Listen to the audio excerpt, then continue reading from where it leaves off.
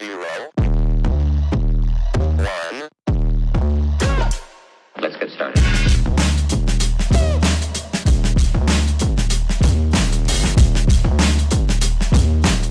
And a very good morning to you all, ladies and gentlemen, and welcome to another episode of the Black and White United Show. I'm your host, Andreas. Thank you so much for tuning in this morning. As we sit here, it is a Monday morning. I'm filming this at pretty much 8 o'clock in the morning before I get ready to go to work. But the reason why I'm filming is because as we sit here right now, there is 20 days until the start of the season.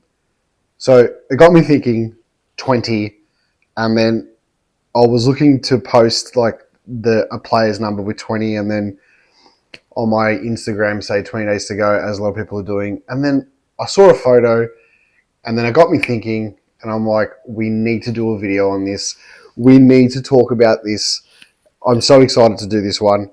It is ranking Collingwood'S from my time. So we're talking like 89 until today. The top 5 speckies that a Collingwood player has taken. Believe me, this was one of the hardest videos I've had to make because I know that I'm going to miss somebody, right? But I've done my top 5 and I will give you some notable misses. Let's get to it. Okay, so I just want to say apologies to everybody who thinks that I've missed one or whatever. If you go through the books to pick the top 5, this is extremely hard to do, okay? Just quickly, I just want to give a shout out to my jacket. This is a 2008 Collingwood player's jacket. I found it back at my parents' house. Obviously, when I moved out and stuff like that, I found it. And I'm like, that's where it was. And I just think for some reason, it fits better now as I've gotten older. But anyway, so number 5. Here we go. Number 5 is Andy Cracker versus Adelaide in 2011. What a game this was, behind all day.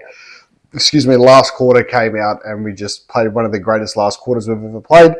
That game is very fitting into the way Collingwood played in 22, 23 and summer 24. But I remember I was sitting on the Adelaide cheer squad side of the ground back at, I think it was Telstra Dome back then. And I remember seeing Andy Cracker just running through. And then the way he jumped, and he was like the littlest man in the pack, and the way he just got up there was unreal. It did win Mark of the Year in 2011. Do I think it should have won Mark of the Year? I rate the pack marks better than any marks, and that's just my own biased opinion. I rate pack speckies better than one-on-one speckies. But this pack specky, I reckon Andrew Walker's against Carl. I think it was the same year Andrew Walker for Carlton took one over Jake Carlisle when he was at Essendon. That one was unreal. I think Cracker was a bit lucky to win Mark of the Year for this one, but this Mark, I remember when he just went up there and stuff, it was unbelievable. And for his size to do that in the context of that game, definitely for me was number 5. Coming in at number 4, this one here, how this one didn't win Mark of the Year, I've got absolutely no idea. Anyway, it is Jeremy Howe versus Melbourne in 2017. I remember seeing this one, and I think he took a couple of decent marks that day, but this one here, I think out of all the speckies that he's taken, this one here, there was one he took for Melbourne against Sydney where he got right up there and like fell on his back and stuff, and that was a fantastic one. But this one here, the way that he got up and then got that springboard sort of jump when he took it, and he was actually that high that he surpassed the level of height of the ball and had to take it on his chest. It was just, I was on the opposite side. I was on the Shane Warne side of the ground, in the Shane Warne stand, just like midway through the top deck. And I saw him go up and I'm like, Jesus, like that's one of the highest you could possibly be. So Jeremy Howe, number 4, 2017 against Melbourne. Geez, that was a good mark. Okay, so number 3. This is where we start to get into a bit more present day stuff. This one here, very stiff not to be number 2. And from 2 and 3 could probably go either way. But I think this one here is number 3. And I go back to my theory about I prefer the pack mark, the pack specky. So if you're going to take an absolute hanger, like within, 4 to 5 players all going for it, as opposed to just the normal one-on-one standing. Although this one was unbelievable. So at number 3, I've got Jamie Elliott versus Essendon, Anzac Day 2024 last season. The way and the reason why I've got this at number 3 is I just love the way that he jumped on Mackay's head. Now, Jamie Elliott, 5'10". You look at Mackay, who's like well over 6 foot, 6'3", 6'4". I don't even know, but I'm just throwing figures out there because he's so tall. And he jumped on his head and then just got the ride and then took the clunk. And I just think that for Elliott to do that for his size is unbelievable. If Bobby Hill didn't take that mark, spoiler alert, against North Melbourne, then Jamie Elliott, 100%, that's mark of the year, and he would be higher in my list. So let's get to number 2, but Jamie Elliott, Anzac Day 2024 is at number 3. Okay. This day was just full of absolute upside down emotions and whatever, right? It was full on. But I've got Bobby Hill against North Melbourne last season at Marvel Stadium as my number 2 greatest Collingwood Mark ever. Now, let me justify it. The way that this game was set up and the way that we were coming back, for him to jump this high, right, and get the second wind up and take the mark and then still be in the air and then land on his feet.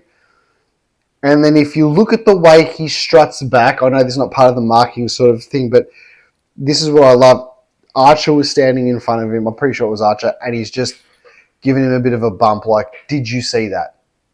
And I think that was like just fitting. He went back, dobbed it, and we are back in the game, if not in the fight. I'm pretty sure we were only a couple of points down at that stage. I love the way that it was so casual, the way that he went up. And then once he got the jump, it was just, he just kept going. And I'm so excited to see more of this, of Bobby Hill, this season coming. 20 days away, how amazing. 20. That number now seems very relevant, and we're going to get to it. But Bobby Hill versus North Melbourne 2024, that specky at Marvel Stadium, one of the greatest ever. A pack mark is what you love. You're at number 2, but let's get to number 1. Okay. This one will always be, like, I get emotional thinking about this. In 99, we were shit. In 2000, we were crap. We had I remember that really good game against Carlton in 2000 where we won by like 84 points at the G in late March, early April. And then in 2001, you could kind of see that we were under the Malthouse thing. We can kind of see that we weren't there, but we were getting better. And I think we were starting to make teams a little bit paranoid before we'd reach the top. And there was 2 forwards that we had that just worked so well with each other. I don't think the Sav Rocker and the Anthony Rocker combination worked well. I think they were better separately. Although I remember, like, my childhood hero was Sav Rocker. And it very stiff for him not to make it. I remember there was a mark. I'll put it as my notable mentions as well, but can I just say Chris Tarrant, when he went up, it was like he was a rock star. Chris Tarrant was an absolute rock star. And I'm not talking about Chris Tarrant that came back in 2011 and retired at the end of 2012, whatever it was. I'm not talking about that Chris Tarrant. That Chris Tarrant was like, it was just like a nostalgia to have him back and kicked a couple of goals for Collingwood, yeah, whatever. But Chris Tarrant early 2000s was... My dad always refers to Peter McKenna as being like the George Best of, if you're a Man United fan, you understand, as the George Best of Collingwood. He was a rock star. He was the biggest thing ever. Chris Tarrant, for my childhood and my early teenage years, Chris Tarrant was the rock star. Chris Tarrant was the sort of like the David Beckham of Collingwood. He was... Everyone was like, when Tarrant was on and he was taking hangers and kicking goals, like, you just loved it. And you could see Eddie Maguire's commentary every time Tarrant took a mark. He'd probably scream out Tarrant 3 or 4 seconds before his boot even left the ground. Chris Tarrant's mark against Melbourne in 2001, the pack mark, where he's jumped on the Melbourne player's head. Shane Woden, I think, was also behind him. And if you look at the level of Chris Tarrant, there's a photo from behind the pack. And Jared Malloy, I think, is running behind Chris Tarrant. Tarrant's ankle, right, is on top of Jared Malloy's head. Jared Malloy is a very, very tall man. And that's how high he got. Yeah, I remember that game. Tarrant was like crashing packs, taking really good, running at the back, back to the pack marks. He took 2 speckies that day. But this one, I remember when the ball came in, I might be wrong, I think it was Tarkin Lockyer that kicked it into the forward line. And Chris Tarrant, the pack sort of swarmed. It was like poetry in motion. It was slow motion. It was just...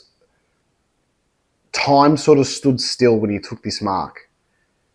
And all the players sort of converged to where the drop of the ball was, and just through all the pile of bodies rose this man. It was like a godly figure. And he just jumped up, got second, third, pushes up, and he's taken the mark, like it was a low chest mark, sort of like on his stomach, and then he's rolled forward and the pack's fallen and stuff. And the way he took that, and then I actually think he went back and I think he kicked a point that game. I don't think he actually scored the goal, but whatever. That doesn't matter. That mark that he took, for me, will forever be the greatest Collingwood mark that I've ever seen. And I can go on about this and bore people to death, but I will fight to the death that his mark was better than Gary Moorcroft's. I know people are going to be like, shut up, this is that, blah, blah, blah. I rate the pack mark better than the one-on-one. Gary Moorcroft's mark in 2001, that one mark of the year, look, it probably does deserve to be mark of the year. And the way he got up and he pushed off and he took the mark at the back of his head, that's great. He's a small man. He did that. Fantastic. Super mark. Amazing mark. Didn't get as high as Tarrant. Tarrant took it over 3 or 4 bodies, crushed the pack when he did it, and he did it at the G. Queen's birthday, in front of 80,000 people, right? We're not a small club. We're a big club even then when we were crap. And that mark that Tarrant took for me is always going to be in Collingwood folklore, in my mind, as the greatest Collingwood mark I have ever seen. That's my number one. And we'll get to some notable misses now because I know there's probably people screaming at me through the TV. So just on the whole Chris Tarrant specky thing, he did take one which wasn't a pack one, but he rode Matty Scarlett like a mechanical bull and stayed on him. And that was against Geelong at, back then, the Telstra Dome. I think it was in 2004 or 5, and he was wearing the Super Magpie top. He just...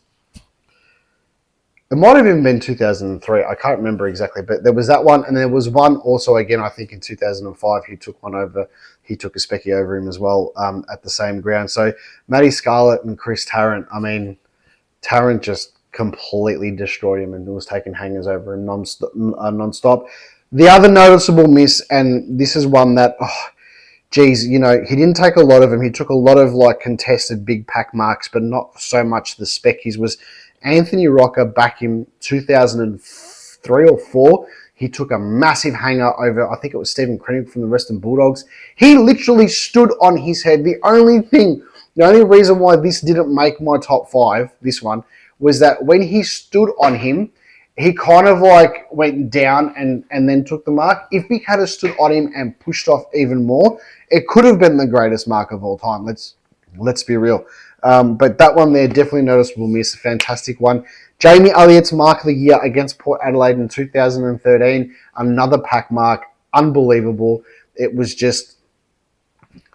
Like, I remember watching it, sitting on the couch watching it at home, and just seeing this little man get up and take the mark that he did. Now, if you look at the slow motion of that, and you can still Google it, it's on the Collingwood website still somewhere in their timeline, but the way he took that mark, and it was like he stood behind him a couple of steps and just rose up, rode the pack perfectly. It was like without training and doing it over like the specky bag. Like, it was just so easy for him. Went back and slotted the goal, put us back within a couple of points after that kick. So that was another amazing one.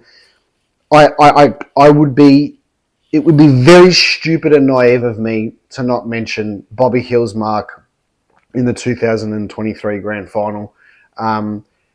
Look, in hindsight, like, it's a great specky. Is it worthy of like a mark of the year specky and stuff? Probably not, but it was still a fantastic one-on-one specky. The thing that gets me with this one though is also the fact that he was looking into the sun when he took this one on the biggest, grandest stage of them all. 1,024 people were staring at him when he took this mark, and he juggled it on the way down. He went back, he kicked it. Brisbane were coming at us. They were in front at this stage as well, I'm pretty sure. And he's taken that mark, and I do believe that mark was the point of the game where it shifted the momentum from Brisbane back to being even after he took that mark. It's definitely worthy of a noticeable mention. The other one I'm going to throw out there was probably one of the first real speckies that I'd seen as a kid. There was a few before that, but this one always stood out to me, and it was Nathan Buckley's mark against Port Adelaide, round 1, 1997, Port Adelaide's first game in the AFL, the Port Adelaide Powers' first game in the AFL, and he's taken the mark over... I actually forgot who it was. I've had a mental blank. But he's taken... it was on the Shane Warne side of the wing, I'm pretty sure, and he's taken the mark, and it was just... You never see Bucks take a specky. Bucks is like a bull crashing the packs in and under or on the outside, does everything. Specky is probably not Bucks' thing, right? He took a couple in his career. Another one against Port Adelaide in 2006, which is a noticeable mention as well. That was an awesome game. I actually went to that game in Adelaide. But this one against Port Adelaide, it was just a perfect Bucks, knees in the back, take the mark, awesome stuff. My last noticeable mention is, I'm now going to go back to the Waverley days now. I'm pretty sure it was 98 or 99. Collingwood versus Hawthorn, Waverley Park, Sav Rocker, crashing the pack. Again, beautiful pack mark. He's taken it as a chest mark over 2 or 3 Hawthorn players. He went back and he slotted the goal. I'm pretty sure we won that day. I remember I was there with my old man. But that's my noticeable mentions. You've got my top 5, Andy Cracker, Jeremy Howe, Jamie Elliott, Bobby Hill, and Chris Tarrant against Melbourne, Queen's birthday, 2001. What a mark that was. That's my top one. Leave a comment. Tell me what you think. Call it as you see it. There's 20 days to go. As always, go the Pies.